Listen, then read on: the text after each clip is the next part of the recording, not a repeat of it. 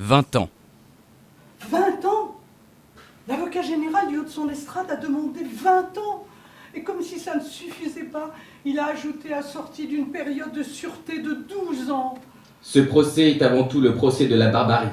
20 ans, mais son réquisitoire a duré quoi? 45 minutes, ça fait combien de jours de prison par minute, ça? 20 ans, 7300 jours.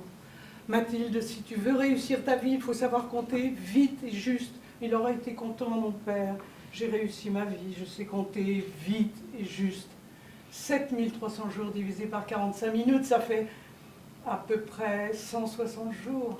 Un peu plus de 5 mois de prison par minute de réquisitoire. Mais non, mais c'est bien payé. Cette femme n'appartient plus à notre civilisation. Elle s'en est exclue. 20 ans. J'ai peur. Pour la première fois depuis mon agression, j'ai peur. Pourtant, je n'ai pas tremblé quand il a fallu régler leur compte à ces deux salopards. Mise en examen, détention provisoire, tout ça, sans regret. Ils n'ont eu que ce qu'ils méritaient. Mais là, j'ai peur. Un monstre froid, calculateur, incapable de repentir et privé de conscience. 20 ans. Mes crimes sont théoriquement passibles de 30 ans de prison. Mon avocat s'est voulu rassurant. L'avocat général n'ira pas jusque-là. Vous êtes primo-criminel, ça jouera en votre faveur. Il réclamera entre 5 et 20 ans. Au pire des cas, 20 ans. C'est pourquoi je requiers, à l'encontre de l'accusé, 20 ans de réclusion criminelle. 20 ans. Ben voilà. C'est le pire des cas. Je m'étais préparé mentalement à 10 ans, et en comptant mes 3 ans de détention préventive et en misant sur une peine divisée par 2 pour conduite exemplaire, je sortais quoi? Au maximum dans 2 ans. Constance aurait 14 ans, Julie 12 ans. Mais là...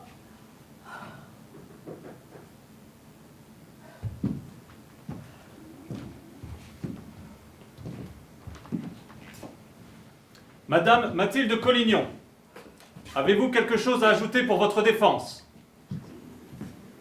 Oui, Monsieur le Président, je vous remercie. Mesdames et Messieurs les jurés, je me tiens devant vous et j'exprime mes regrets. J'aurais dû avoir foi dans la justice de mon pays au lieu de me faire réparation moi-même. Je mérite d'être présente ici devant vous. Depuis 2 ans et 7 mois, je suis en prison. Vous le savez, 1000 jours. Il vous est tous arrivé d'être malade une semaine, malade à ne plus pouvoir sortir de chez vous, et vous avez pu mesurer ce que représente la privation de liberté pendant 7 jours. Moi, depuis 1000 jours, je suis séparée de mes 2 filles. Vous imaginez ce que c'est que de ne plus voir ces enfants qu'au parloir? Est-ce que je mérite d'être plus sévèrement punie encore pour mon acte? C'est à vous de décider. Mais en vous prononçant, souvenez-vous, s'il vous plaît, que je n'avais rien demandé, moi. Je n'avais jamais fait de mal à personne avant de croiser la route de ces 2 hommes. Je me suis retrouvée au mauvais moment, au mauvais endroit. J'ai été agressée. Et j'ai réagi mal, je le reconnais. Vous pouvez me condamner, j'y suis prête. Mais en me condamnant, vous condamnez Constance et Julie, mes 2 filles, qui grandiront sans leur mère. Je vous remercie. Mesdames et messieurs les jurés, nous allons nous rendre dans la salle de délibération. L'audience est suspendue. On a tous une idée déformée de la justice. On n'est pas dans un film, on est dans la vie. Dans ma vie. Et puis on n'est pas en Amérique, on est en France et ça change tout. Ici, un jury est composé de 6 personnes tirées au sort parmi la société civile et de 3 magistrats professionnels, un président et ses 2 assesseurs. Mon avocat m'a expliqué que l'influence des juges de métier au sein du jury est considérable. Les jurés ont du mal à se considérer comme légitimes. Ils sont écrasés par le décorum. Ils n'osent pas contredire les magistrats. Mesdames et messieurs les jurés, je vous rappelle que la loi prescrit aux jurés de ne répondre qu'à cette seule question, qui renferme toute la mesure de votre devoir. Avez-vous une intime conviction? Un verdict de culpabilité n'a pas besoin de recueillir l'unanimité. Il repose sur une majorité des 2 tiers. Le jury est composé de 9 personnes. Il suffit donc de 6 voix Les deux avocates des parties civiles savent bien que le président et ses deux assesseurs auront à cœur de faire respecter le droit. Ils feront pencher la balance en faveur de la culpabilité. Il leur suffit de convaincre 3 jurés pour atteindre la majorité qualifiée de 6 voix. 3 jurés sur 6, et je serai condamnée. Une formalité.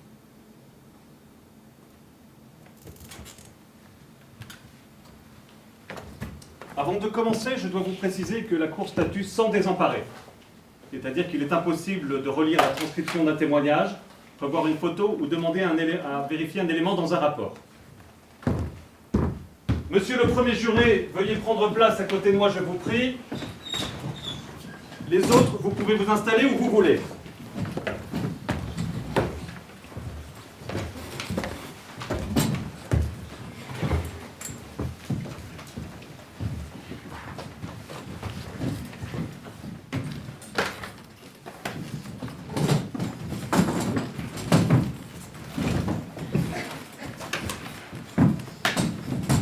Je dois présider la séance.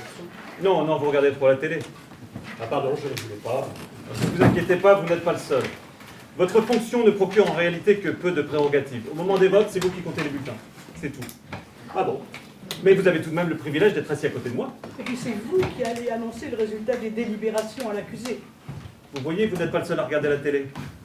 Non, madame, ce n'est pas lui. En France, il n'y a que le président qui peut s'adresser directement au public d'une salle d'assises.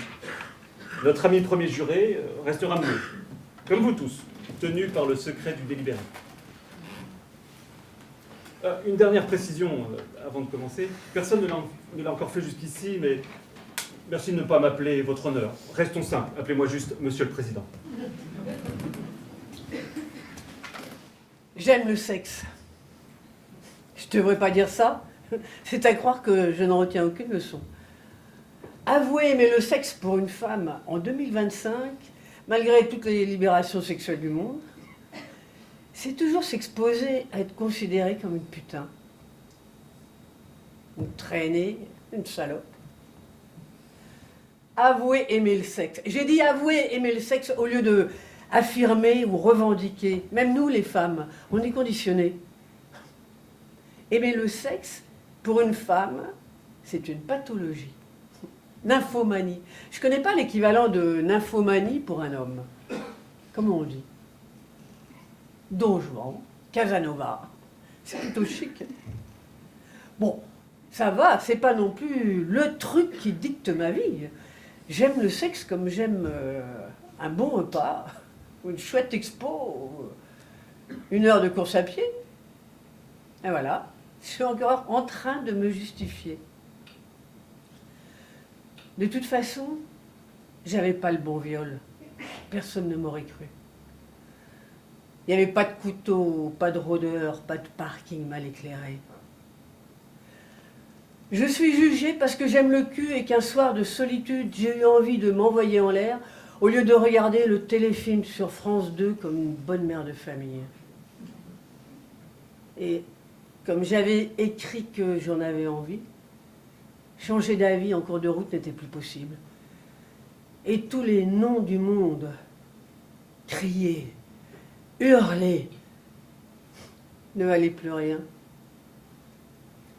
J'ai déjà passé 3 ans en prison et je vais peut-être en passer 17 de plus.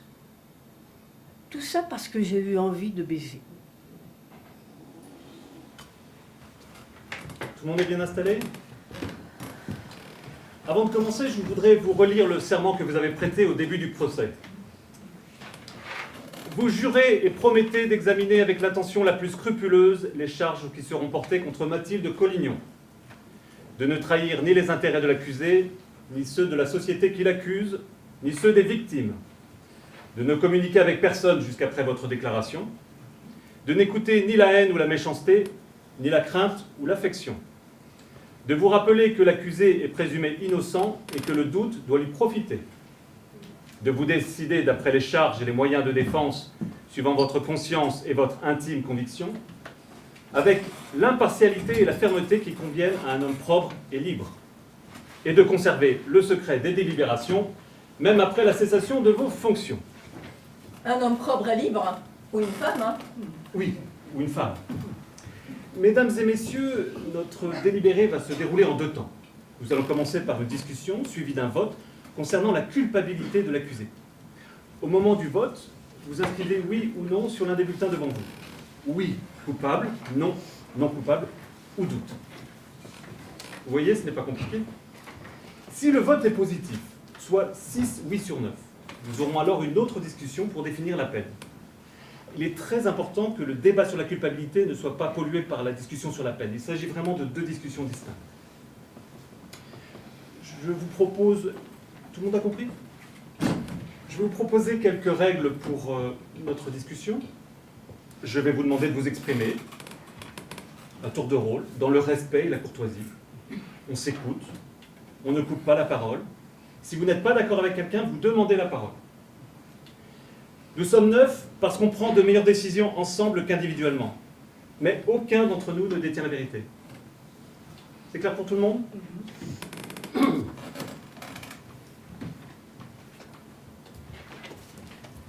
J'en peux plus. Ça vient juste de commencer, déjà j'en peux plus. Combien de temps ça va durer? Il paraît qu'un délibéré dure rarement plus de 2 heures, sauf s'il y a plusieurs accusés ou qu'ils ont un casier important, parce que du coup, il faut répondre à plein de questions. Mais dans mon cas, une seule accusée, 2 victimes, enfin victimes, hein, faut les dire vite. Hein. Et surtout, un seul acte criminel. Ça devrait aller vite. Hein. Il y aura 3 questions. Suis-je coupable d'actes de torture et de barbarie? Si oui, ces actes de torture et de barbarie ont-ils entraîné une mutilation ou une invalidité permanente, ce qui constitue une situation aggravante? Enfin, dans les cas où le jury ne me déclare pas coupable d'actes de torture et de barbarie, suis-je coupable de violence volontaire avec préméditation ou guet-apens ayant entraîné une mutilation ou une invalidité permanente?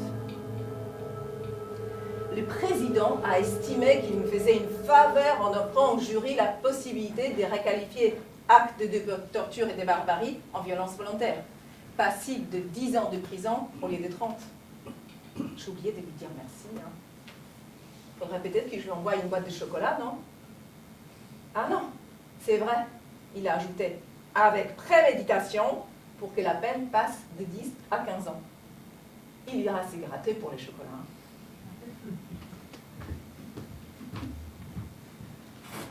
Une dernière précision avant notre premier tour de table. Les actes de torture et de barbarie ne sont pas décrits avec précision dans le code pénal, ce qui laisse une grande marge d'interprétation. Dans ce domaine, la jurisprudence... Tout le monde sait ce que c'est, la jurisprudence? Oui, moi je sais. Moi je crois que je sais, mais je veux bien qu'on nous réexplique pour être sûr. Je vais vous aider, mesdames et messieurs le juré. Il n'y a rien de compliqué là-dedans. Mathilde Collignon est coupable. Voilà. Je vous les concède. Coupable, oui. Violence volontaire, je préférerais si vous voulez bien. Disons 5 ans. C'est bien 5 ans. Donc 2 avec sourcil, on n'en parle plus. Mathilde Collignon est libérée.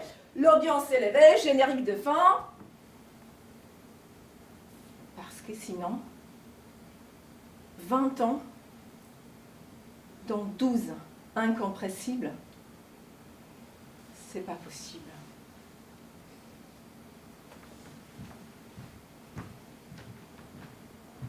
La jurisprudence, c'est l'ensemble des décisions déjà rendues par des tribunaux sur un sujet donné. Cela nous éclaire pour prendre une décision. Vous avez compris?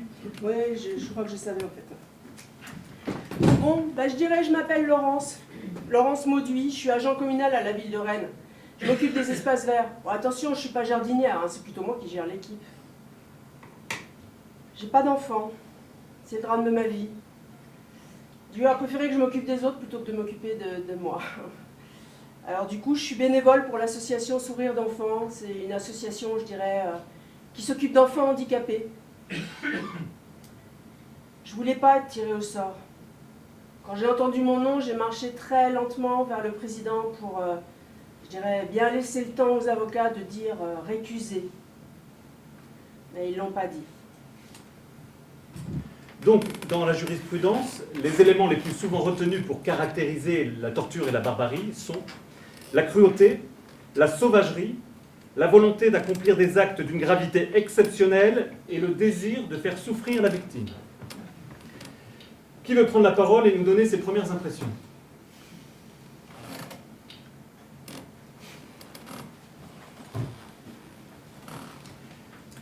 Bon, allez, je me lance. Je m'appelle Olivier Cordier. Je suis responsable du service client d'une entreprise d'entretien de chaudière à Saint-Grégoire. Je suis célibataire, sans enfant. J'ai pas le temps, en fait, parce que je travaille trop. Quand j'ai reçu la convocation pour venir ici, j'ai eu peur. Hein. Une lettre recommandée, c'est toujours des emmerdes. Hein. En plus, avec le drapeau bleu-blanc-rouge, je pensais que c'était une lettre des impôts. Remarquez, c'est pas mieux. Hein. Mon employeur n'était pas ravi que je sois absent pendant 15 jours. Il m'a donné l'autorisation, mais parce qu'il n'avait pas vraiment le choix. Hein. Et puis, sans compensation salariale. Du coup, je dois me contenter de l'indemnité journalière de 87 € par jour et de l'indemnité pour perte de revenus professionnels de 10 € de l'heure. Mais ça ne couvre pas ce que je perds. Hein. Cette histoire, ça va me coûter au moins 400 €.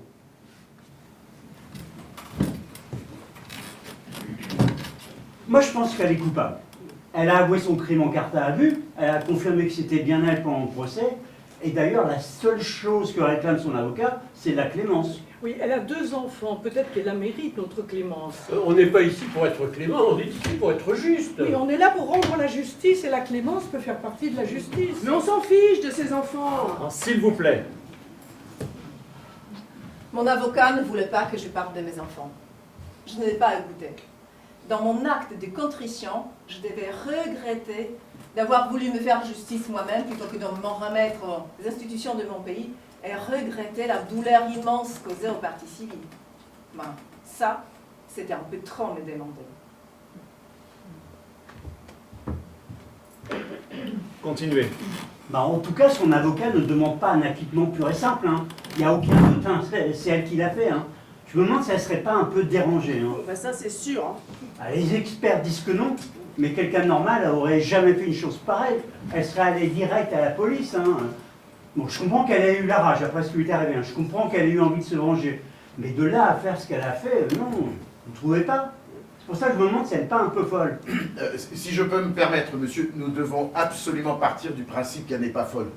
En France, on ne juge pas les fous, monsieur. Les conclusions de l'expert psychiatrique sont formelles. Aucune abolition du discernement au moment des actes qui sont reprochés à l'accusé. Je m'appelle Paul Delorme, je suis juge aux affaires familiales et je suis également assesseur dans ce procès. Je n'ai aucune expérience des assises, en revanche, je suis incollable sur n'importe quel texte de droit. Non, je crois qu'elle savait très bien ce qu'elle faisait. Enfin, pardon, je donnerai mon avis personnel plus tard. Merci de ce rappel, monsieur le premier assesseur, effectivement très utile.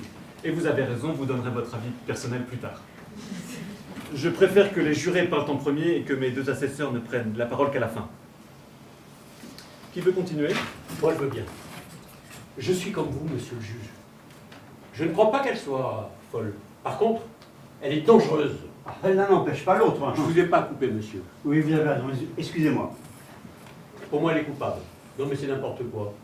Si ce n'est pas de la barbarie, c'est quoi? Ben évidemment qu'elle est coupable, elle mérite la peine maximale. Tout à fait. Mais c'est quoi ce délire? Si chacun se met à se faire sa justice, c'est le Far West. Je ne veux pas minimiser ce qu'elle a subi. Enfin, ce qu'elle dit avoir subi. Mais même si c'est vrai, même si ces 2 victimes sont des salauds, rien ne peut justifier ce qu'elle leur a fait. Rien. Je m'appelle Henri de Boissou. J'étais prof de gym au lycée René Descartes.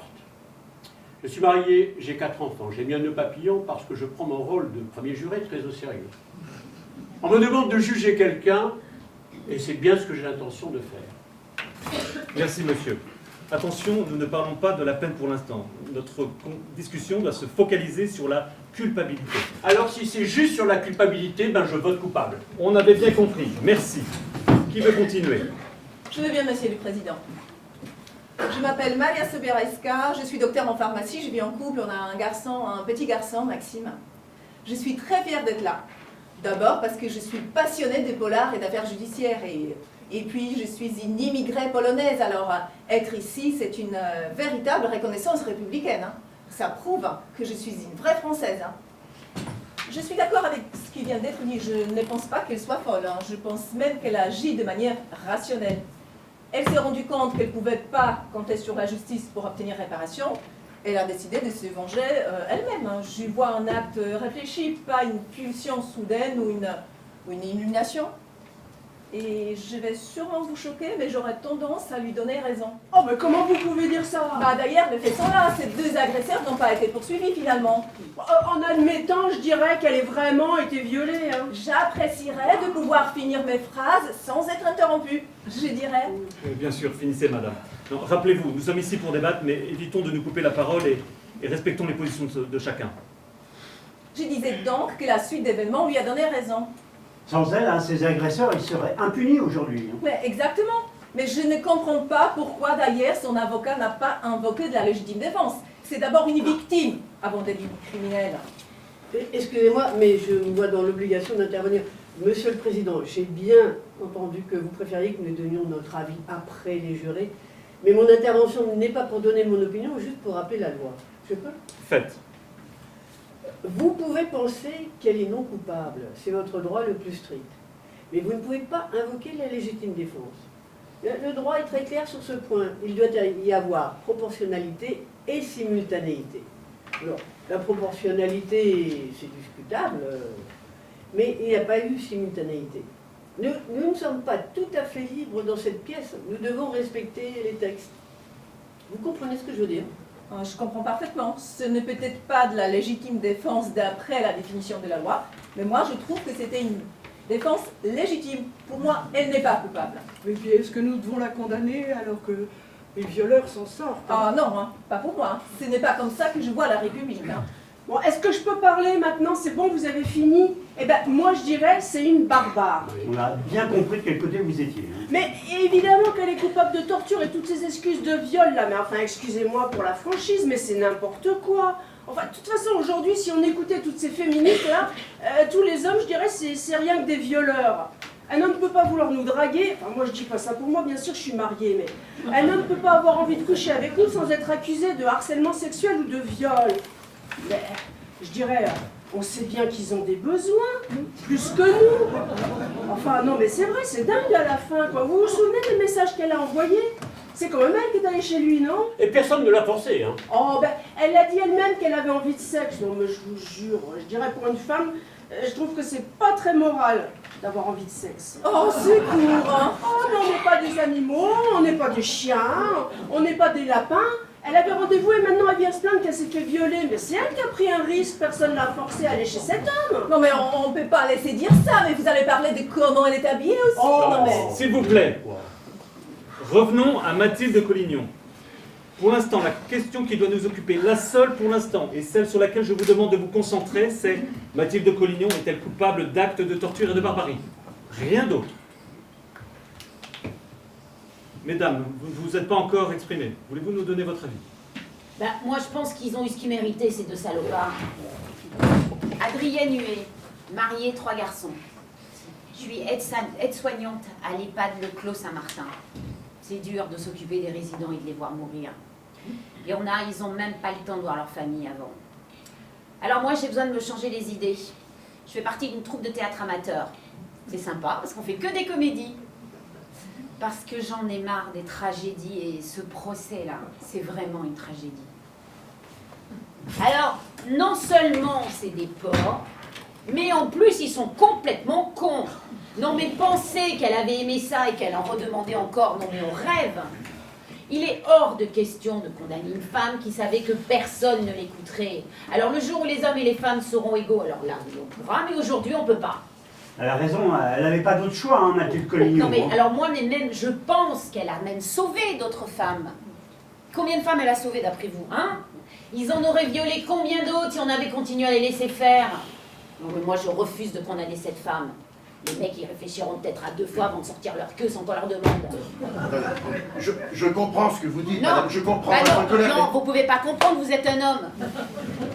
Je voulais juste préciser encore une fois que nous devons d'abord nous prononcer sur sa culpabilité.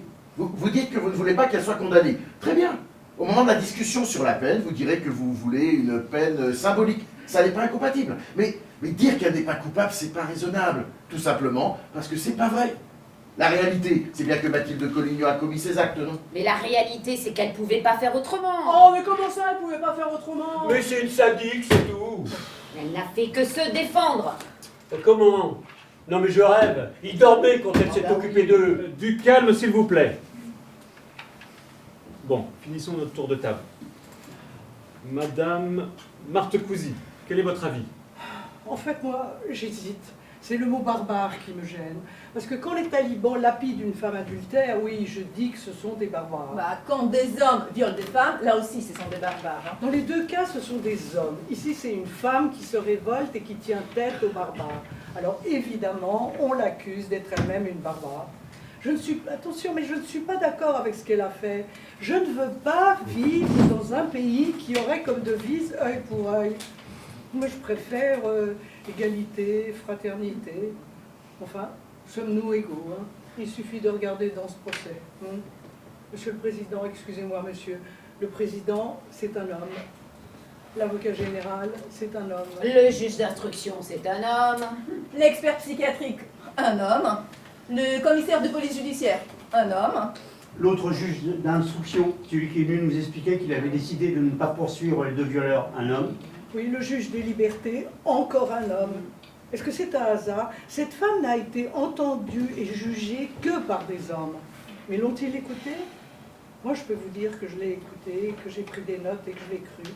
Alors bien sûr, quand on voit les photos et qu'on entend les victimes, on se dit que c'est de la barbarie, mais je vais lui accorder quand même le bénéfice du doute, parce que je ne suis pas sûre, en fait. Je suis postière, j'étais postière pendant 37 ans. Maintenant, je suis à la retraite. Le courrier de convocation des jurés, je l'ai tout de suite reconnu, parce que j'en ai distribué un paquet dans les boîtes aux lettres. Et je me disais qu'un jour, j'aimerais bien y être. Ben voilà, j'y suis. Je doute. Monsieur le Président, vous nous avez bien dit que si on doutait, on devait écrire non sur le bulletin de vote, n'est-ce pas? Oui, madame, vous avez très bien compris. Mais de quoi doutez-vous? Vous doutez qu'elle ait commis ces crimes, ou bien vous doutez que ces crimes relèvent de la barbarie? Non, mais je suis comme tout le monde, évidemment qu'elle l'a fait. Mais je doute que ce soit à nous de dire si c'est de la barbarie ou de la torture, vu ce qui lui est arrivé. Voilà, c'est tout. Vous voulez ajouter quelque chose? Non, ça va. Monsieur le premier assesseur, à vous maintenant. Qu'avez-vous à nous dire? Rien de bien long, monsieur le président. Si les crimes de l'accusé ne relèvent pas de la barbarie, jusqu'où faut-il aller pour avoir la qualification de barbare? Non, pour moi, elle est coupable, sans hésitation. Merci. Madame l'assesseur? Je m'appelle Laure Borch. Je suis juge d'instruction depuis plus de 30 ans. Ce n'est pas la première fois que je remplis ce rôle d'assesseur. On m'a même proposé de présider des assises, mais j'ai refusé. Je préfère les enquêtes, le terrain, la collaboration avec les forces de police, la recherche de la vérité. Je voudrais rappeler à l'ensemble du jury le niveau de dommages physiques et psychologiques infligés aux victimes. Comme vous le disiez en ouverture, Monsieur le Président, nous sommes bien en présence de la volonté d'accomplir des actes d'une gravité exceptionnelle et du désir de faire souffrir. Aucun doute pour moi, coupable d'actes de torture et de barbarie.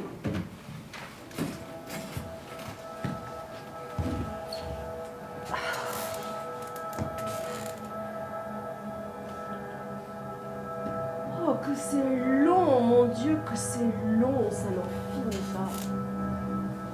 Il n'y a toujours pas de verdict, je ne sais pas si c'est bon signe ou mauvais signe.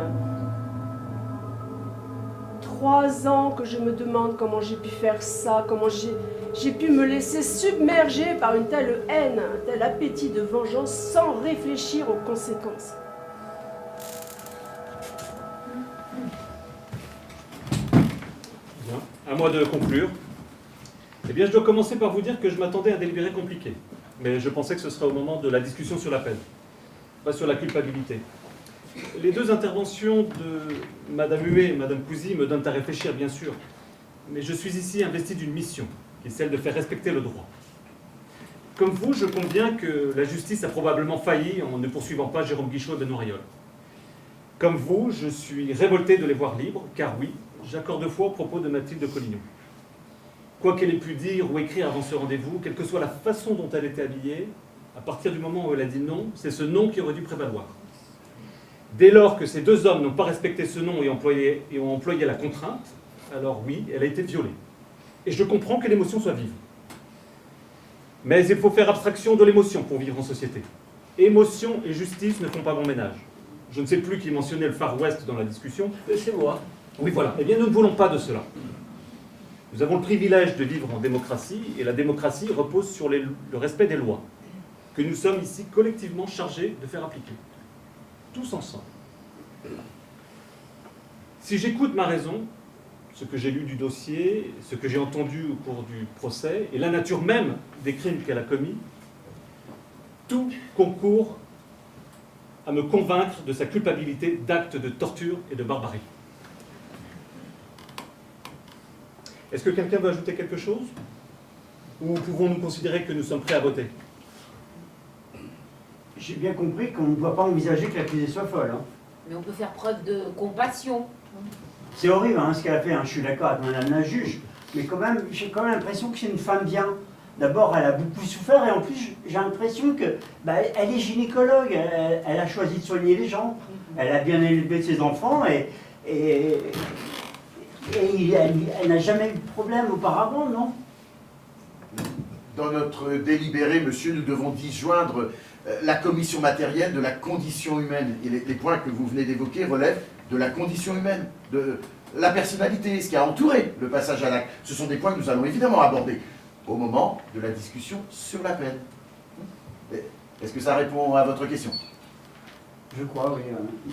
Merci. Est-ce que nous sommes prêts à voter? Bien. Alors, je rappelle la question. Mathilde Collignon est-elle coupable d'actes de torture et de barbarie? Vous inscrivez oui ou non sur le bulletin. La règle est claire, il faut 6 voix pour la culpabilité. S'il y a 4 non, c'est non coupable. Allons-y.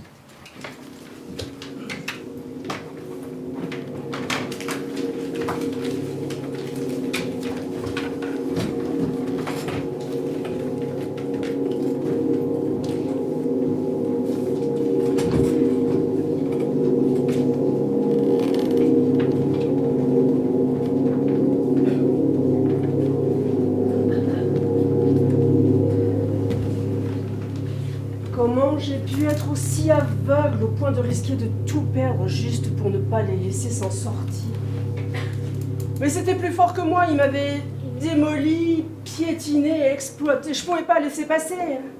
Il fallait que je leur donne une leçon, mais je suis qui moi pour donner des leçons? J'aurais mieux fait de rentrer dans leur rang comme tant d'autres femmes qui continuaient à vivre en cachant leur souffrance. Alors, la seule consolation, c'est que j'avais raison depuis le début. Je savais que ces 2 salopards ne seraient pas poursuivis. Ils sont libres de leur mouvement. Bon, un peu diminués, d'accord, mais libres.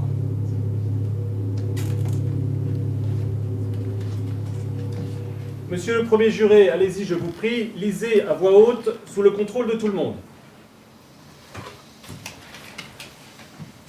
Oui. Oui. Non.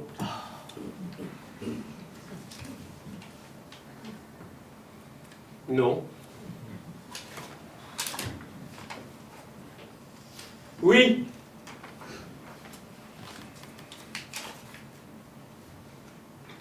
Non.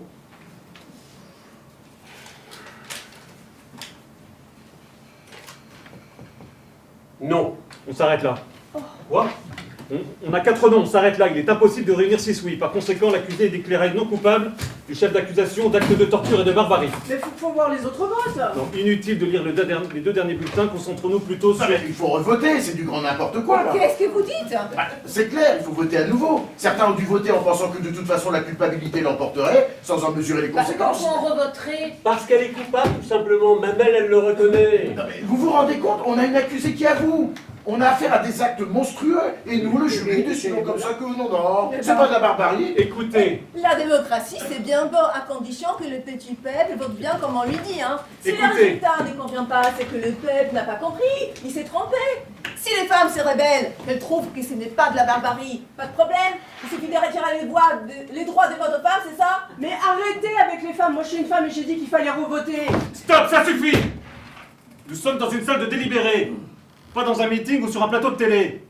Il n'y aura pas de revote et pas de débat après le débat.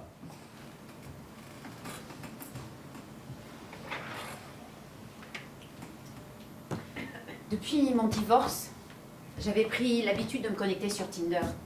C'est un site internet de rencontres. On fait défiler les photos et quand un type vous plaît, on le like. Et si lui vous like en retour, ben ça match. C'est pas plus compliqué que ça. Alors après des échanges de messages et de photos, vient le temps de la première rencontre. Alors j'avais une règle. La première rencontre, toujours dans un lieu public et en plein jour. Et c'est vrai que j'ai eu assez peu de déceptions.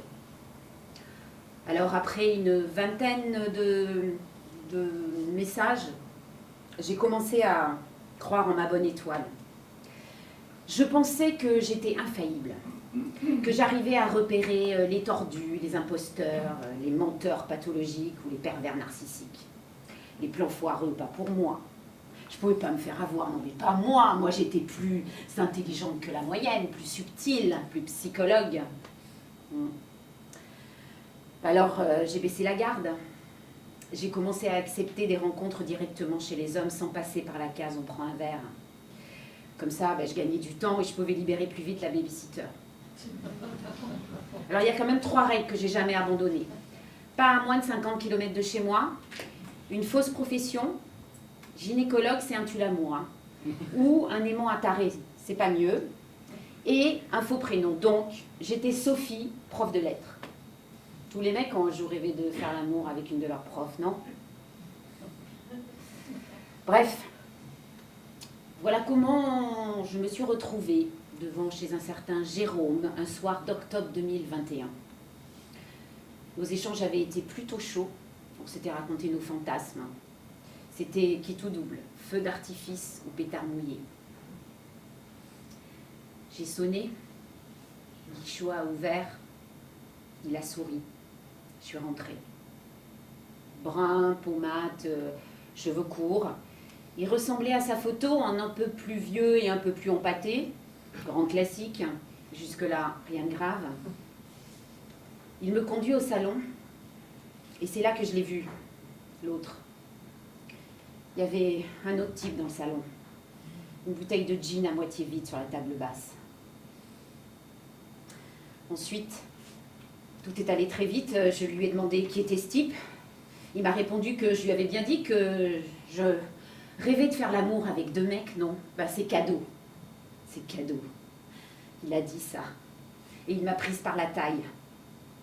Je lui ai répondu sèchement qu'un fantasme c'était une façon de s'exciter, que ça voulait pas dire qu'on le désirait réellement, que je voulais rentrer chez moi. Et que je lui ai demandé de me lâcher. Mais il m'a plaqué au mur. En susurrant. Mais oui. C'est ça. Je vais te faire changer d'avis, moi. Laisse-moi faire, tu vas voir. Impossible de me desserrer de l'étau. Son pote s'est levé et je me suis retrouvée entre 2 mecs bourrés bien décidés à me donner ce que j'étais censée attendre. La suite, je l'ai répété 100 fois aux flics, au juge d'instruction, au procureur, à mon avocat, à l'expert psychiatrique. J'ai dit non. Je l'ai crié, je l'ai hurlé, je l'ai murmuré, je l'ai répété sur tous les tons. Non! Non! Non! Mais personne n'a entendu. Personne n'est venu. Je me suis débattue un temps, hein. Mais ils m'ont forcé. Tour de rôle. Alors, j'ai fini par abandonner le combat.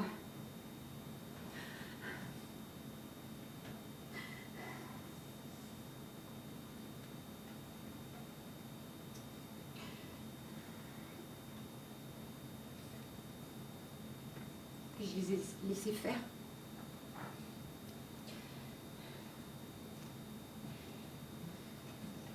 Ils m'ont sali partout. Ils se sont servis de moi. Je les entendais m'insulter. Leurs mains me frappaient les fesses.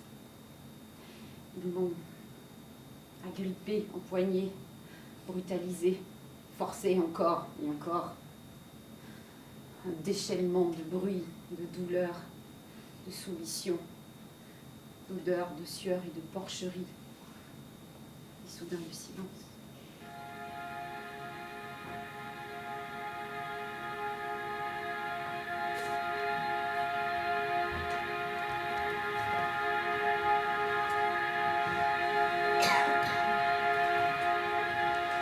Bon allez, 10 minutes de pause. J'autorise exceptionnellement les jurés à quitter la salle de délibération. Allez aux toilettes, allez fumer une cigarette, allez vous dégonfler les jambes. Et surtout, changez-vous les idées après ces échanges électriques. J'espère que nous reprendrons dans des dispositions de respect mutuel et d'écoute. On peut faire ça? Ben, allez! Delorme, vous restez, j'ai à vous parler. Madame la juge aussi, s'il vous plaît.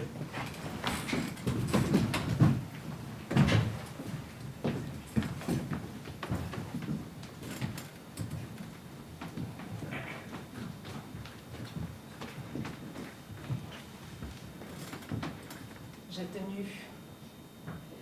Je tremblais de froid, de peur, de souffrance.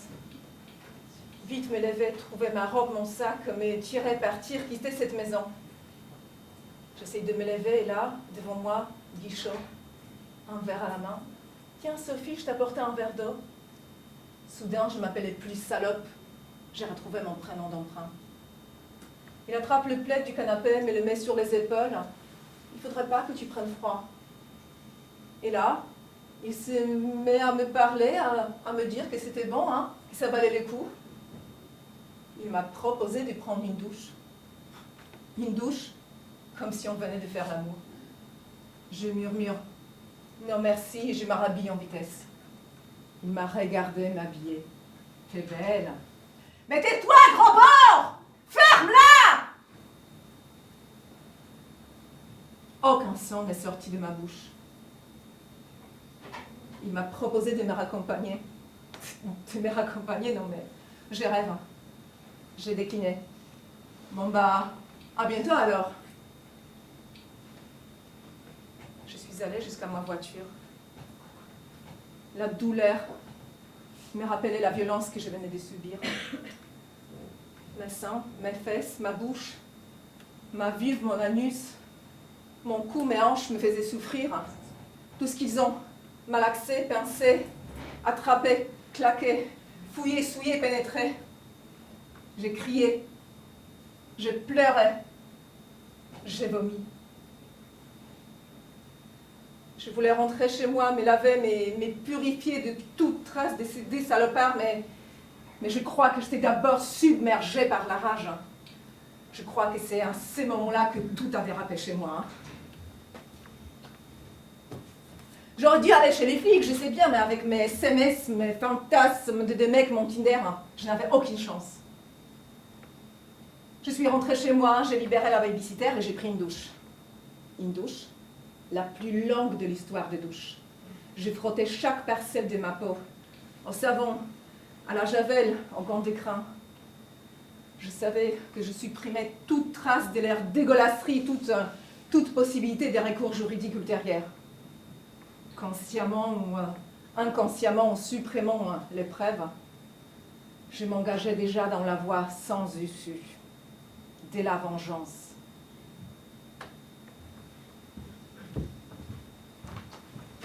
Absolument qu'on reprenne les choses en main. C'est à cause de ces saloperies de réseaux sociaux. Bah, pardon, mais... Vous êtes sur Facebook, monsieur le président? Non.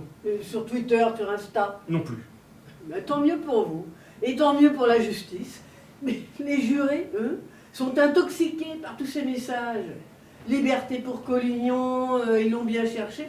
Ou alors, cette fois, ça suffit, tous les hommes ne sont pas des violeurs. Non mais ça devient n'importe quoi. On est censé se forger une intime conviction pendant le procès, ni avant ni en dehors. Moi je vais vous dire une chose. Je tiens à la contribution du peuple à la justice de mon pays. Mais là, le temps des jurés est peut-être révolu. Mais c'est pas impossible. Mais toujours est-il que j'aimerais mieux éviter, aux yeux de l'histoire, que ce soit suite à un procès que je préside, que le législateur finisse par se passer du jury populaire pour confier les clés de la cour d'assises au seul magistrat professionnel. Non, mais vous avez raison, monsieur le président. Il est temps de remettre de l'ordre dans ce délibéré. Ah bah vous faites rien de la ramener, vous. C'est quoi ces sorties de technocrates, là, ce vocabulaire empoulé, et cette façon de prendre les gens de haut? Vous avez vu où ça nous mène? Pardon, monsieur le juge, mais enfin, c'est vous qui dirigez ce procès, c'est pas moi. C'est un peu facile de me tenir pour responsable de la tournure que prennent les événements. J'ai jamais dit ça, mais vous avez réussi à braquer les jurés et à les faire se retrancher derrière leur militantisme. Ce n'est pas la première fois que la politique fait irruption dans une cour d'assises. C'est vrai, mais il n'est pas question que le procès de Mathilde de Collignon soit à l'origine de l'acceptation de la vengeance comme légitime défense. J'ai laissé ce délibéré m'échapper, mais je compte bien reprendre la main. Alors faites un effort, mon vieux. Bon, allez prendre l'air tous les deux. Et j'espère que vous faites preuve de plus d'empathie aux affaires familiales.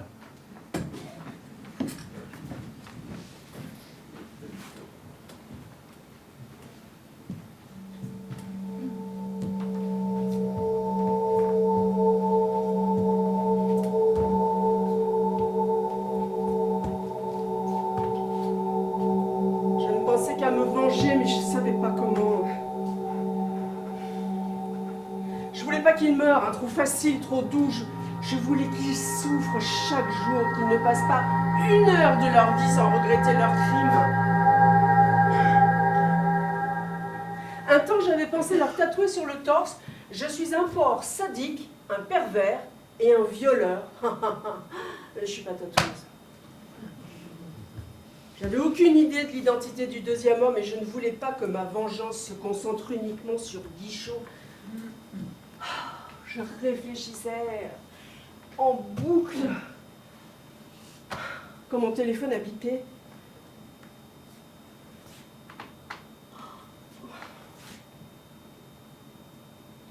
Jérôme, justement. Oh, j'étais terrorisée. Je regarde. Ce salaud prenait de mes nouvelles. T'es parti vite l'autre jour, ça va?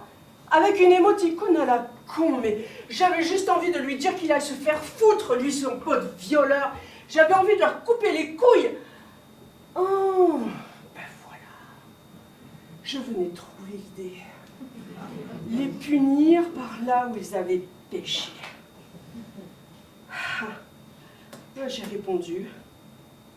En une quinzaine de messages, je leur ai laissé entendre que, malgré ma réticence initiale, j'avais fini par trouver ça très bon, très intense, et que je renouvellerais bien l'expérience.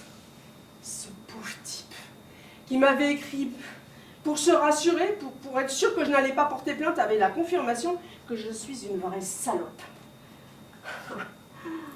Une de celles qui disent non, mais qui pensent « Oh oui, encore !» et qu'il allait pouvoir recommencer avec son pote.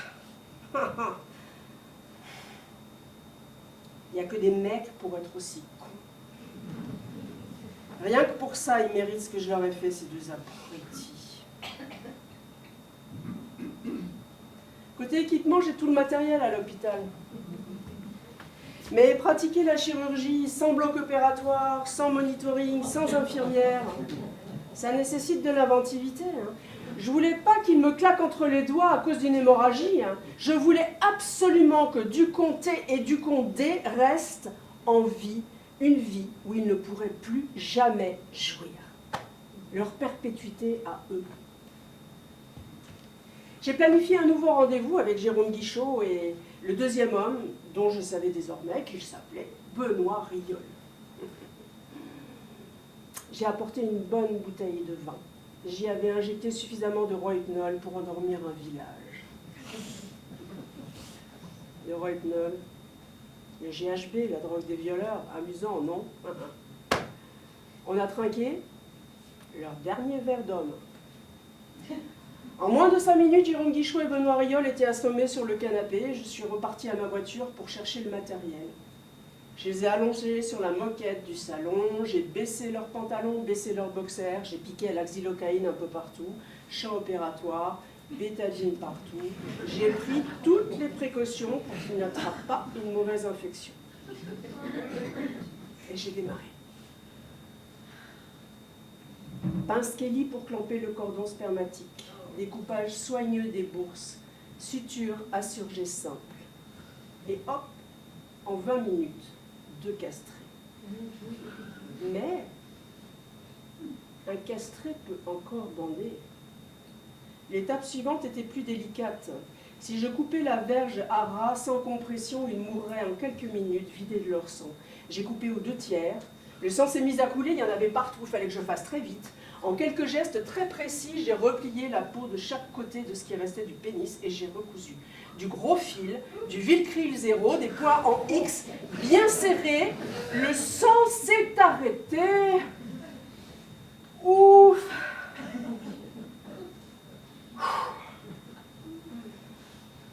Pareil pour le deuxième, même procédé, même réussite. Il leur faudrait une hospitalisation dans les 24 heures pour éviter un empoisonnement à l'urée, mais je savais qu'ils se réveilleraient bien avant.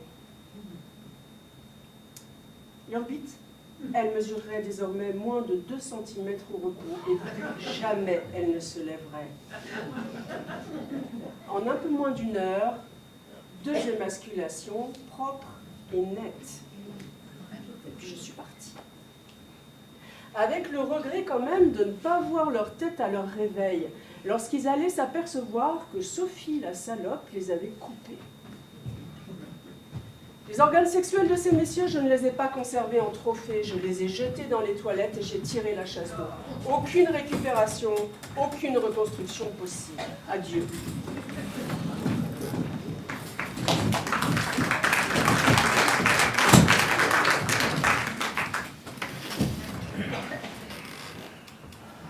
Merci, mesdames et messieurs, d'avoir repris place aussi rapidement. Nous avons répondu non à la première question. Mathilde Collignon est-elle coupable d'avoir commis des actes de torture et de barbarie? Il s'agit pour nous maintenant de répondre à la question suivante. Mathilde Collignon est-elle coupable d'avoir commis des actes de violence volontaire avec préméditation ayant entraîné une mutilation ou une infirmité permanente sur les personnes de Jérôme Guichot et Benoît Riol dans la nuit du 24 au 25 octobre 2021. Qui veut se lancer? Si vous me permettez, j'aimerais partager avec vous la façon dont j'aborde la réponse à cette question. Mathilde Collignon a-t-elle exercé des violences sur les personnes de Jérôme Guichot et Benoît Riol? La réponse est oui. Si couper les testicules et le sexe d'un homme sans son approbation préalable n'est pas considéré comme violent, qu'est-ce qui est violent? Ensuite, on nous demande si ces violences ont été exercées de façon volontaire. Bon, à moins d'avoir glissé sur un bistouri et en essayant de se rattraper, d'avoir positionné malencontreusement des pinces pour éviter une hémorragie pile au bon endroit, je crois qu'il semble raisonnable d'estimer que ces violences étaient volontaires. Pour la préméditation, j'applique le même raisonnement. Ce n'est pas par hasard que l'accusé s'est retrouvé chez eux avec du matériel médical et qu'elle a été prise soudain d'une irrépressible envie de castration. Ou alors, avouez que les victimes ont singulièrement manqué de chance. Enfin, sur la proposition de savoir si l'émasculation représente une mutilation ou une infirmité permanente, alors je ne suis pas la mieux placée au sein du jury pour répondre à cette question. Ces messieurs pourraient nous dire si la perte de leur attribut est une infirmité ou pas. Et si une repousse est envisageable, je ne sais pas. Et dans le cas contraire, cette infirmité peut être considérée comme permanente. Aussi, quand je réfléchis à l'impression faite sur ma raison des preuves rapportées contre l'accusé, je ne vois pas comment répondre autrement que oui à la question que vous nous avez vue, Monsieur le Président. Merci, Madame le juge, pour votre intervention et pour avoir réussi à détendre l'atmosphère de cette affaire. Madame Burch a-t-elle résumé la position de tout le monde?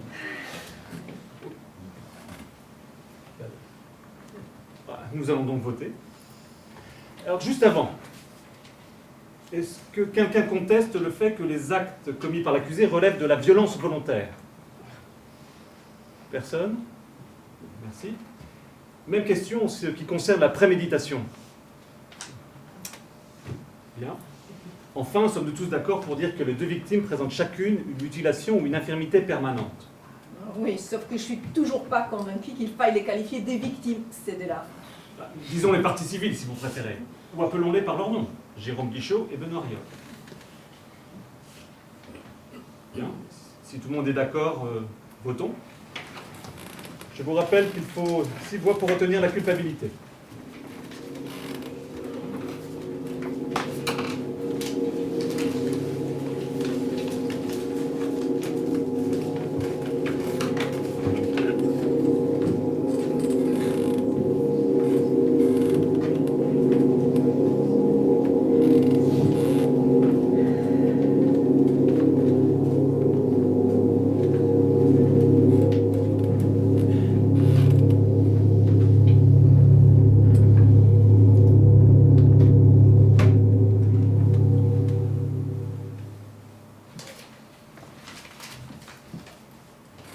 Oui.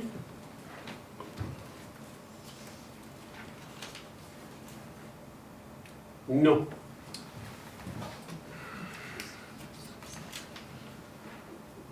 Non. Je ne comprends pas. Personne n'a exprimé de désaccord. Et en voilà déjà 2 qui votent non, sans exprimer, ni argumenter, ni débattre. Pour continuer.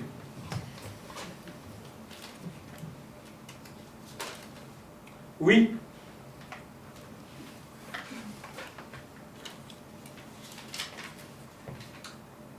Non. Si le prochain bulletin est un non, l'accusé sera acquitté alors que tout le monde était d'accord pour dire qu'il y avait eu violence préméditée. Allez-y.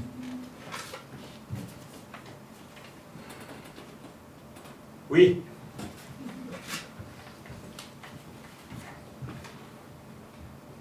Oui. Oui.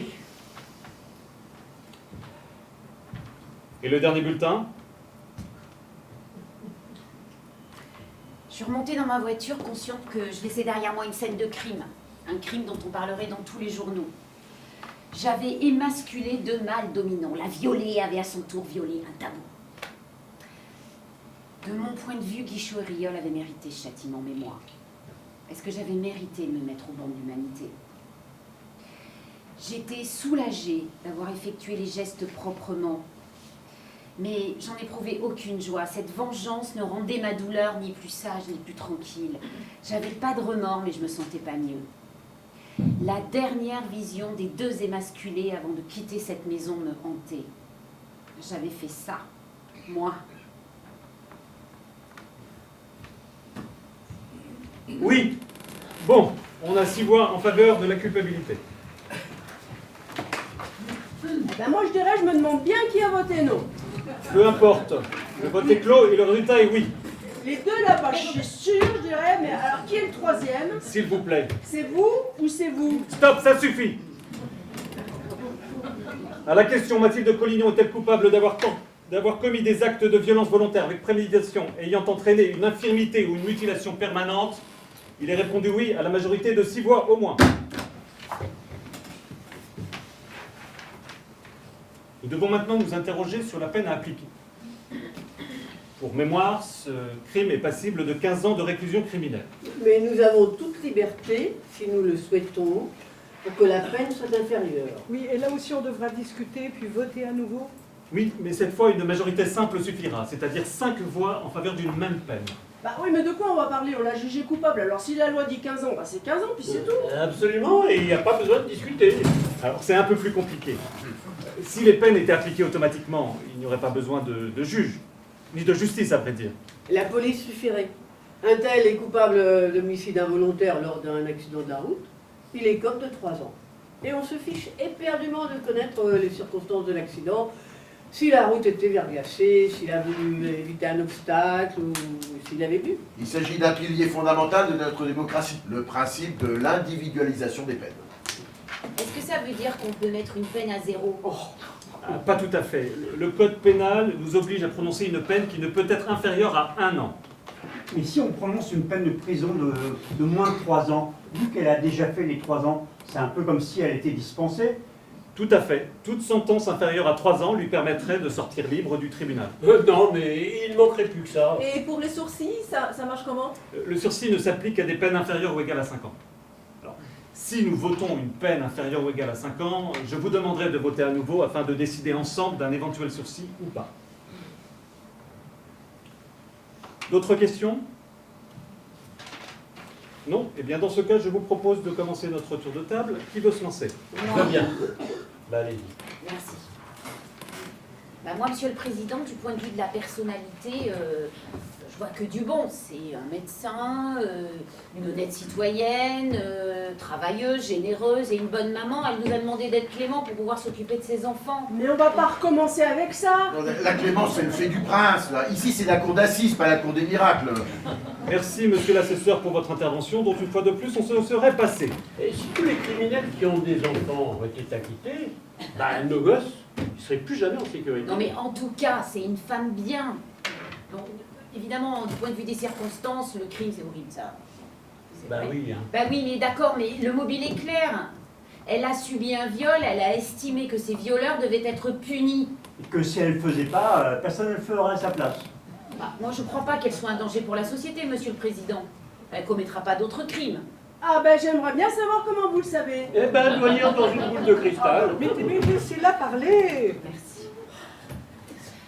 Elle a déjà été assez punie. Moi, je suis pour le dispositif dont monsieur a parlé là tout à l'heure, je sais pas, une condamnation symbolique, 3 ans, voire moins, et comme ça, elle retrouvera vite ses filles. Eh ben, moi, je serais moins angélique que vous. Si je reprends votre logique, quand je regarde sa personnalité, c'est une femme qui enchaîne les rencontres comme on enfile des perles, Et- obsédée par le sexe. et- Je suis pas sûr, moi, qu'on puisse la qualifier de mère modèle. Mais comment vous pouvez dire des bêtises pareilles? S'il vous plaît, dites donc. madame. S'il vous plaît, madame. Chacun parle à son tour et surtout, on ne s'invective pas. Je n'ai pas insulté, moi.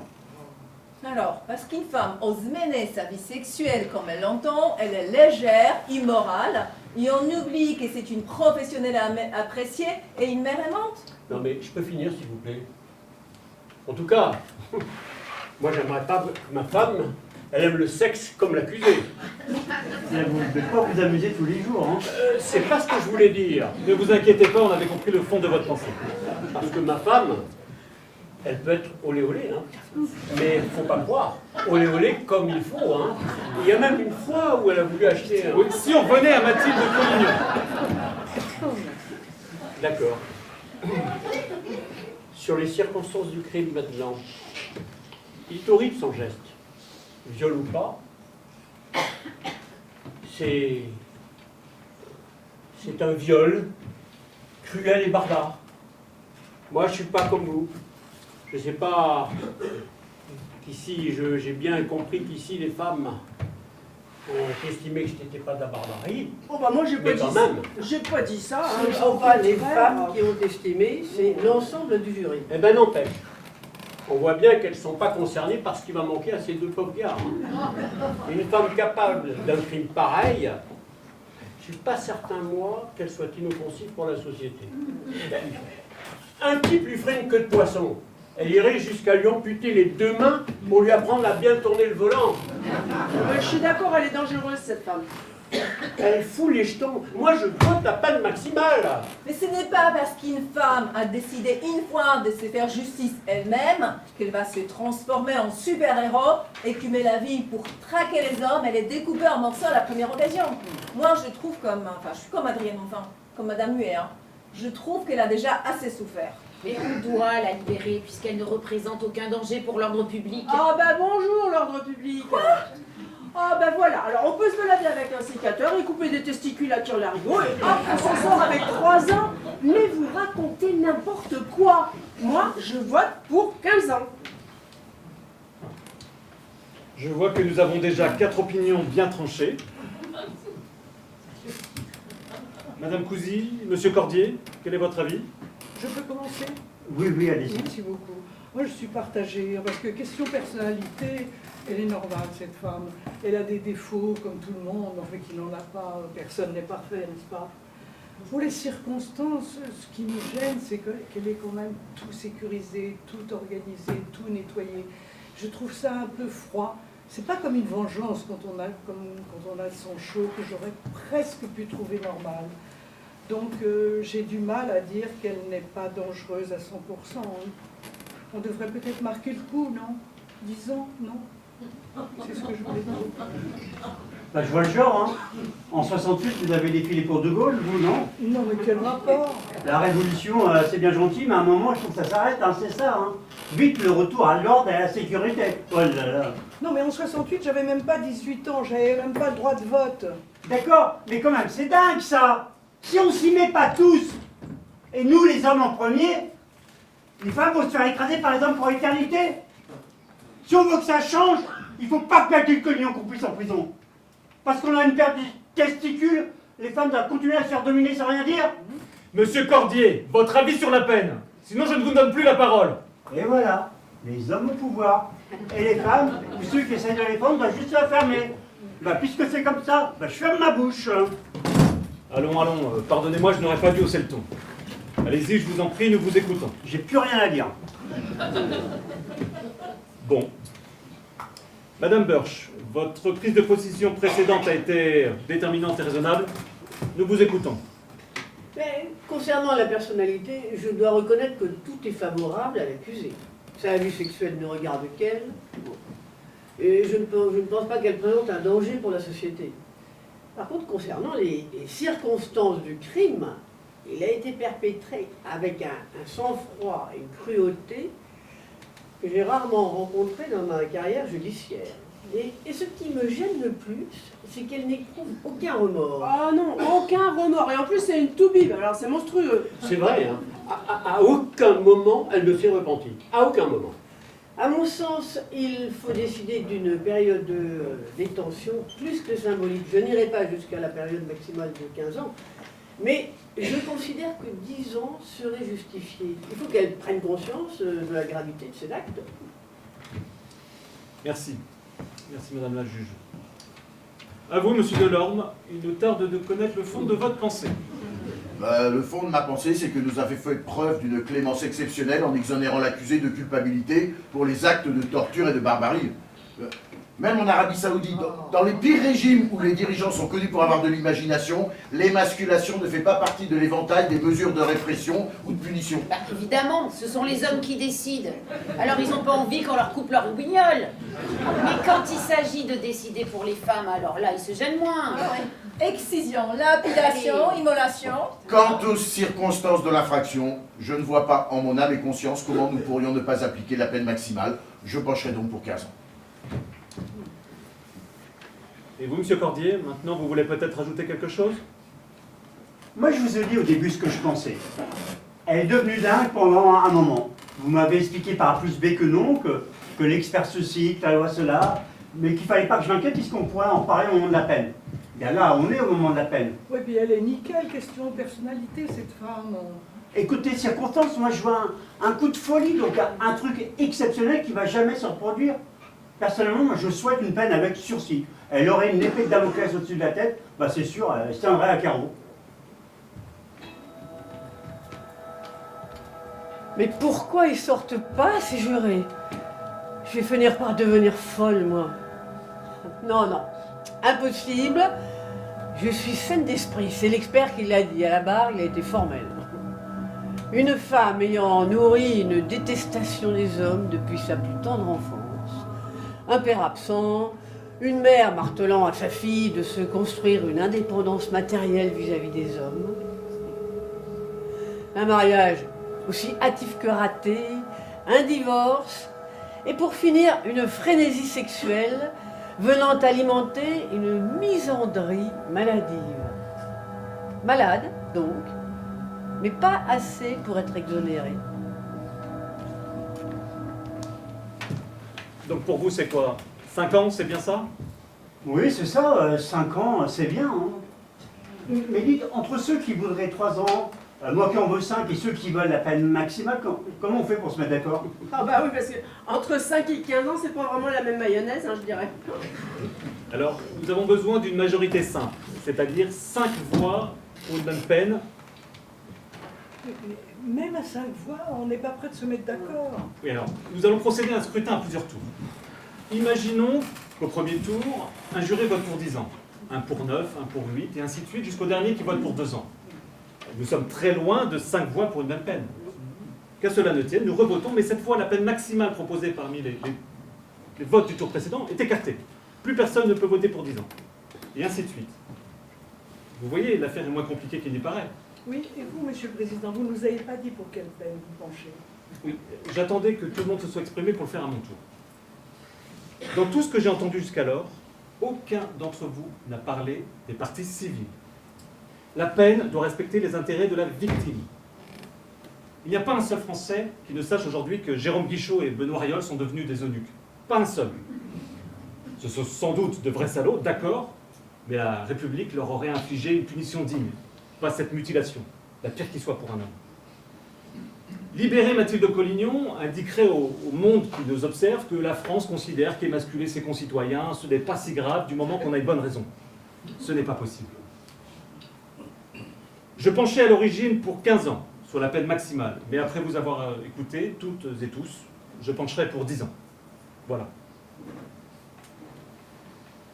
Est-ce qu'on est prêt à voter, à mettre un chiffre? Sinon, on continue de discuter, hein. Pas de problème. Et si on la condamne à 10 ans, est-ce qu'elle va vraiment faire 10 ans ou elle peut être libérée avant? Le code prévoit qu'un condamné peut effectuer moins que sa peine s'il présente des gages sérieux de réinsertion, de réhabilitation sociale. 10 ans peuvent se transformer en 7 ans et demi. Comme elle a déjà effectué 3 ans de détention provisoire, elle pourrait sortir dans 4 ans et demi. 4 ans et demi? Ben quoi, c'est pas grand-chose quand même par rapport à ce qu'elle a fait. Bah, raison de plus pour lui coller 15 ans. Est-ce que cela répond à votre question, Madame Sobierajska? Oui, merci. Bien. Lançons ce premier tour de scrutin, alors. N'ayez crainte, vous votez, c'est votre devoir. Ensuite, la décision vous échappe, c'est la décision de la Cour.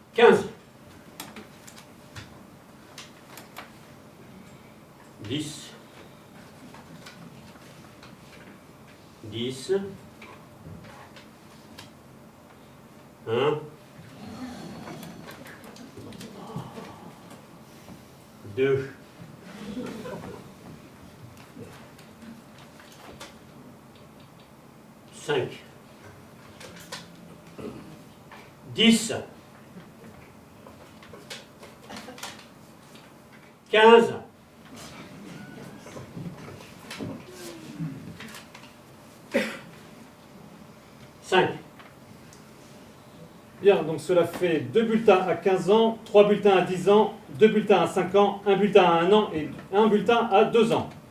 Je vous rappelle qu'il faut 5 voix avec la même peine. Bon bah voilà, ça va faire 10 ans, les deux qui ont voté 15 ans vont redescendre pour rejoindre ceux qui ont voté 10 ans, et ça fera bien 5 voix à 10 ans, et mon Dieu, on n'en parle plus. Ça ne marche pas comme ça. Même si votre logique est bonne, il faut revoter jusqu'au bout. Non mais vraiment, on a du temps à perdre, hein.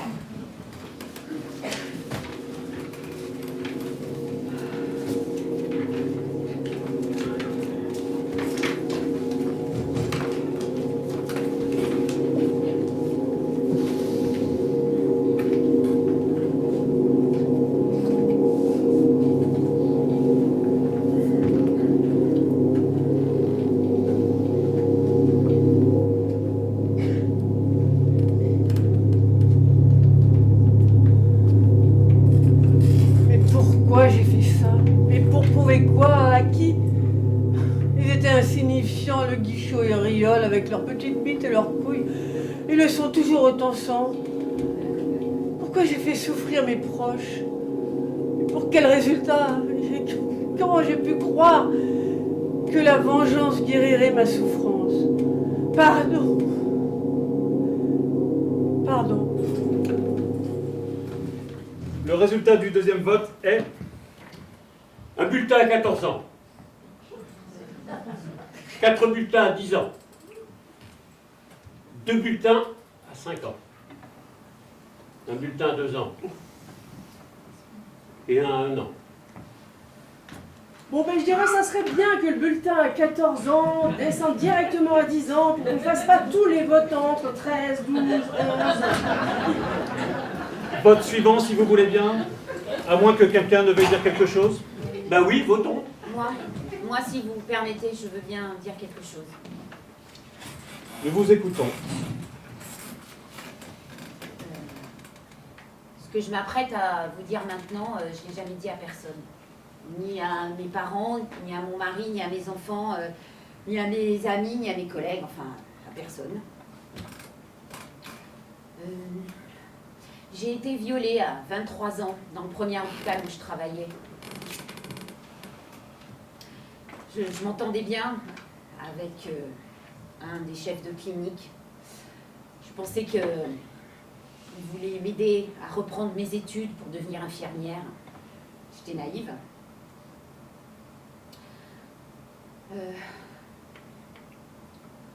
Un soir, après son tour de garde, il m'a proposé de me montrer quelques gestes médicaux dans une salle d'examen vide. Et sitôt la porte fermée, il a essayé de m'embrasser. Je l'ai repoussé, mais... Excusez-moi.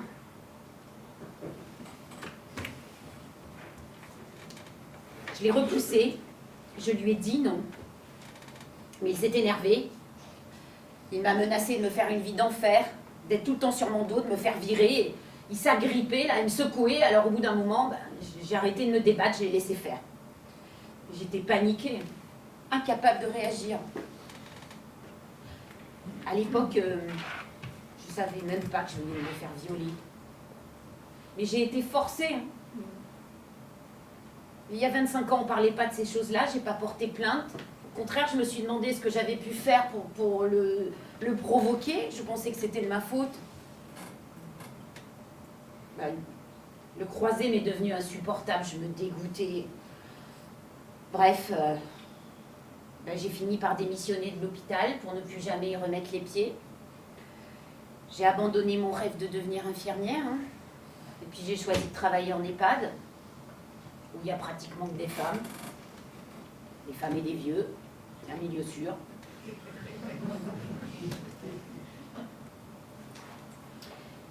Il n'y a pas une journée sans que je repense à mon agresseur. Alors à un moment donné, j'ai voulu le dénoncer, mais j'en ai pas eu le courage. J'aurais eu cette étiquette-là de victime, une étiquette là fragile. Alors j'ai choisi de garder le silence jusqu'à aujourd'hui. Après, j'ai appris qu'il avait recommencé avec d'autres, et avec beaucoup d'autres.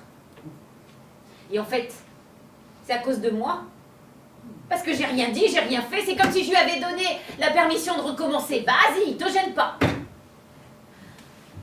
Alors, quand j'ai vu qu'il y avait une femme qui avait émasculé ses violeurs, je me suis dit, bravo. Ouais, bravo. Parce qu'une femme avait choisi enfin de dire stop.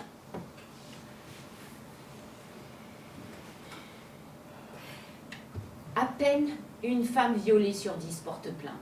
Vous vous rendez compte? 1 sur 10. Vous savez qu'en France, 12% des femmes déclarent avoir subi un viol au moins une fois dans leur vie. Ça fait 1 sur 8. Je ne suis pas une exception, Ici, on est 5 femmes, il était quasiment normal que l'une d'entre nous ait été violée, c'est moi. J'aurais préféré garder le secret et réussir à vous convaincre. J'ai pas réussi.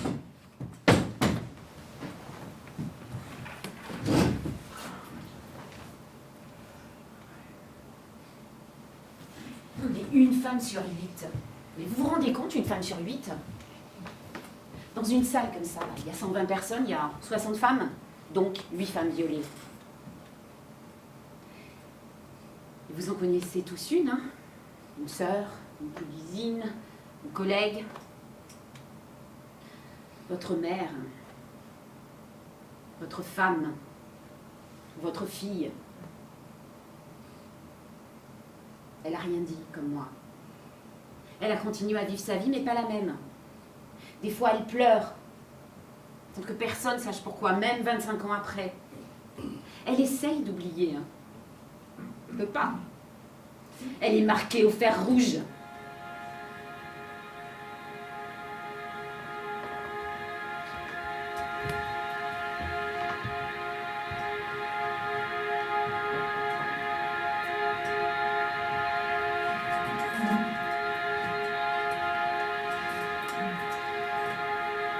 Ne pas condamner plus lourdement Mathilde Collignon. C'est pour une fois, enfin, une seule fois, prendre le parti des femmes. C'est pas dire que la vengeance est légitime, c'est pas bafouer la République. C'est rendre justice à toutes ces femmes que personne n'a écoutées, consolées, confortées, réparées. Le viol nous brise de l'intérieur.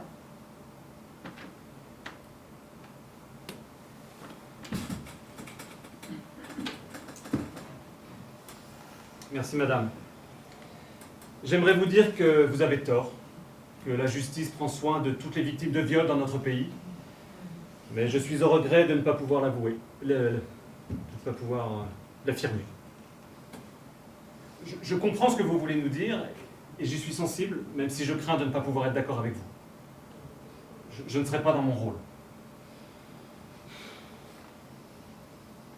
Est-ce que quelqu'un veut ajouter quelque chose ? Non, eh bien votons. Vous ne pouvez plus voter pour 14 ans, d'accord ?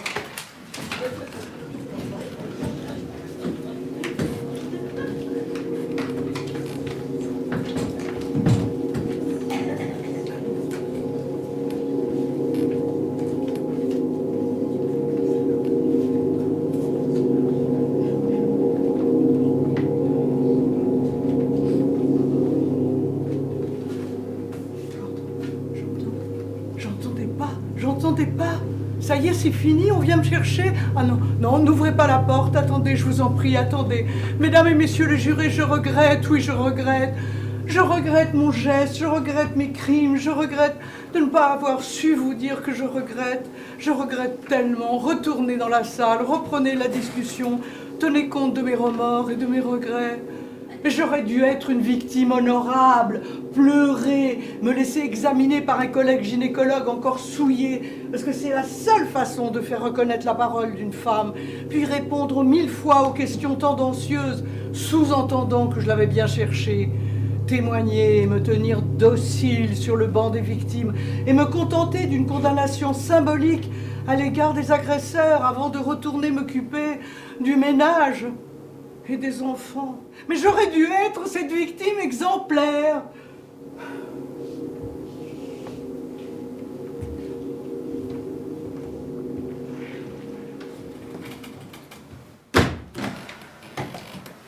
Voilà, on en reste là, ce qui clôture notre délibéré.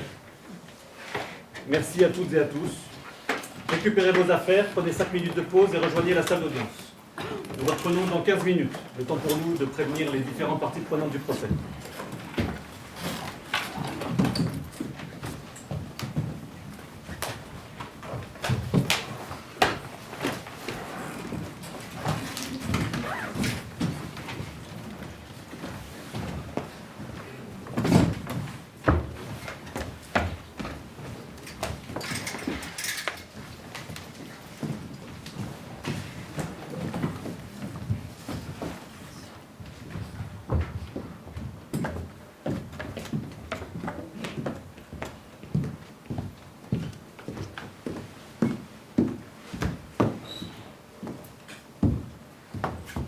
Je m'appelle Clément Largeron, je suis le président de la cour d'assises.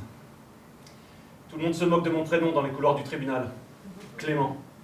Pour un juge, ce n'est pas l'idéal. Pourtant, ils le savent bien que je ne le suis pas, Clément. J'ai simplement une haute idée du droit que je place au-dessus de toute autre considération. Je ne suis ni cruel, ni sans cœur, je suis juste. Et je n'ai pas honte de le dire, je suis raide comme la justice. Le droit prévaut. Continuez à bafouer le droit, laissez l'opinion juger l'emporte-pièce à coups de tweets et de posts, et vous récolterez à coup sûr le chaos et la dictature.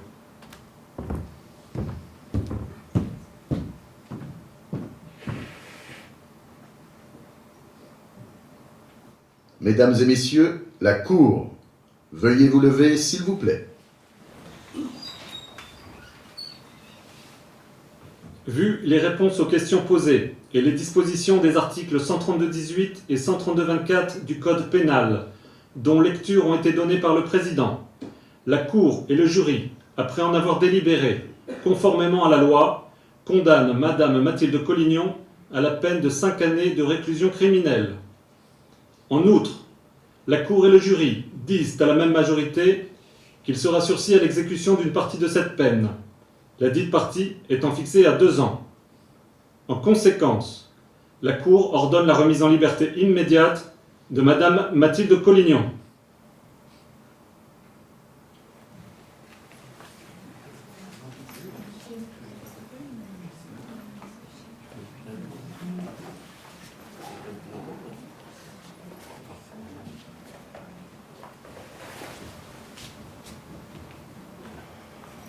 Excusez-moi, je ne vais pas vous déranger ni vous retenir trop longtemps, je voulais juste vous remercier. Vous avez été formidable. Sans votre témoignage, sans votre courage, jamais Mathilde Collignon n'aurait été libérée. Je ne peux même pas imaginer tout ce que vous avez subi, mais au moins ces cauchemars auraient profité à une autre femme toutes ces années plus tard. Vous pouvez être fiers de vous. Ce que j'ai subi. Bah oui, votre agression, votre violence, c'est 25 ans de silence, tout ça. Bah, voyez-vous, le destin a parfois besoin d'un petit coup de pouce. Bah, les hommes, ils sont prévisibles, vous le savez bien. Donc il fallait juste les aider, leur offrir une excuse en fait. Coup de théâtre en somme. Comment vous voulez dire que non, je ne vais pas les croire. Vous avez vraiment fait ça? Je vois vraiment pas de quoi vous voulez parler. Allez, bonne soirée.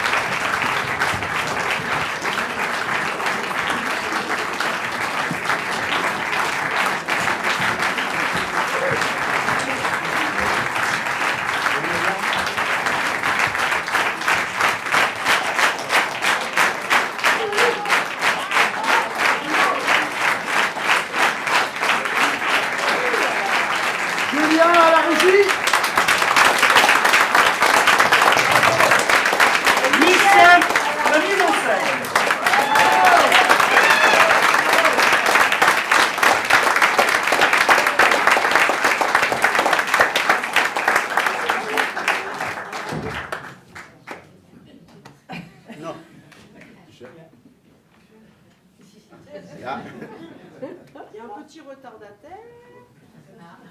Il va pas tarder à arriver. Oui, ça fait très spontané. Mais il était pris par la pièce.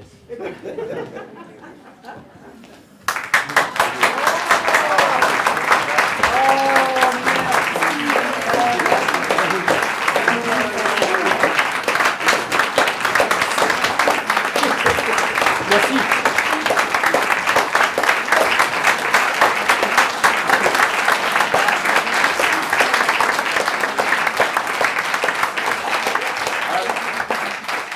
Merci à Stanislas pour la voix de l'avocat général, 20 ans.